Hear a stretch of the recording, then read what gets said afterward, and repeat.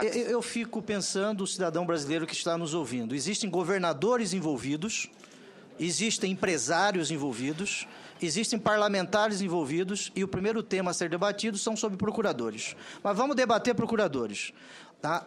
A Constituição da República, quando fala de comissão parlamentar de inquérito, fala no artigo 58, parágrafo 3º. O parágrafo 2º não se aplica às comissões parlamentares de inquérito.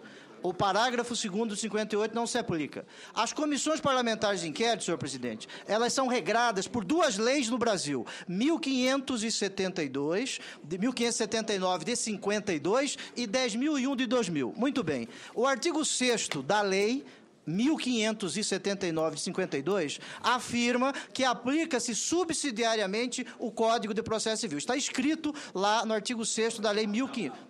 Penal. Desculpe, Código de Processo Penal. Está escrito lá. Muito bem.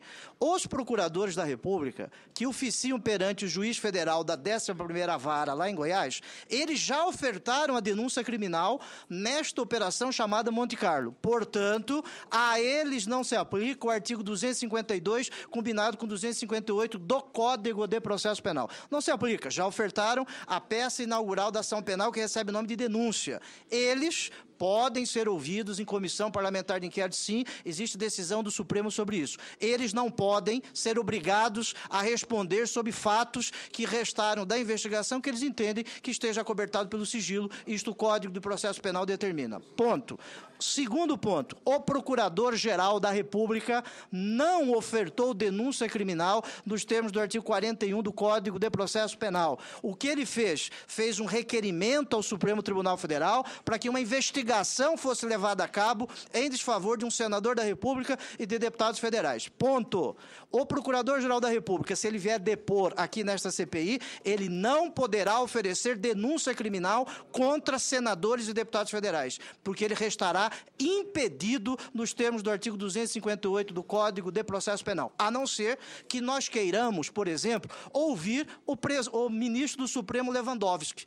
O ministro Supremo, ele é relator de uma investigação criminal. Como nós não podemos ouvir o ministro do Supremo Lewandowski, porque senão ele está impedido de julgar a futura ação penal, nós não podemos ouvir o Procurador-Geral da República. E termino, senhor presidente, termino.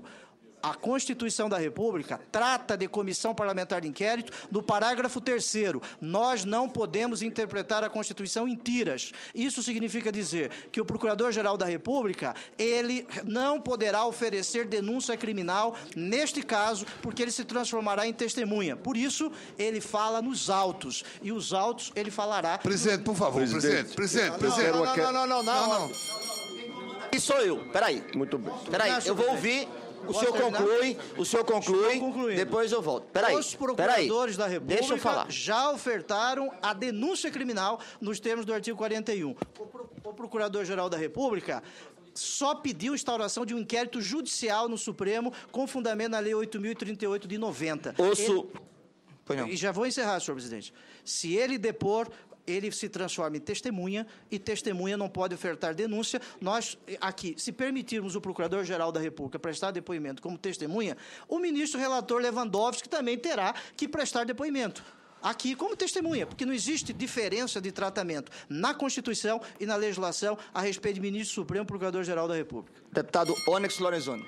Presidente, eu quero lembrar de que a Comissão Mista Parlamentar de Inquérito dos Correios fez uma investigação com todas as dificuldades que as investigações parlamentares têm, construiu um dos maiores bancos de dados que já se teve nesse país, propiciou, após a CPI dos Correios, inúmeras investigações do Ministério Público e da Polícia Federal e chegou à mesmíssima conclusão de uma investigação feita em segredo de justiça, senador Randolfo, comandada pelo Ministério Público Federal, com todos os aspectos técnicos respeitados.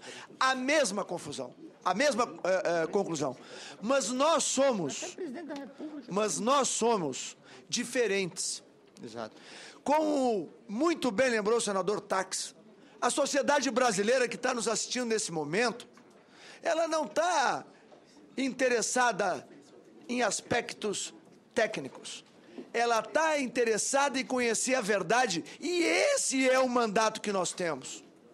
E para conhecer a verdade, a organização criminosa, pelo menos talvez um dos seus mais importantes pilares de sustentação, está presa.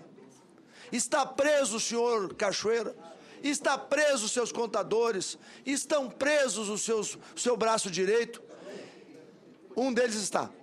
E está preso o diretor para o Centro-Oeste, que era diretor da Delta, seu Cláudio Abreu.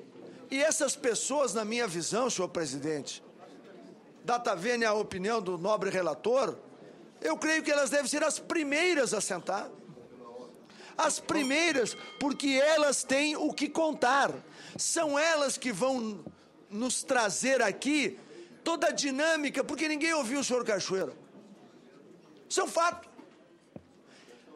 Ninguém ouviu o senhor... Ninguém ouviu o senhor Cachoeira? Eu estou contradita okay. dos procuradores.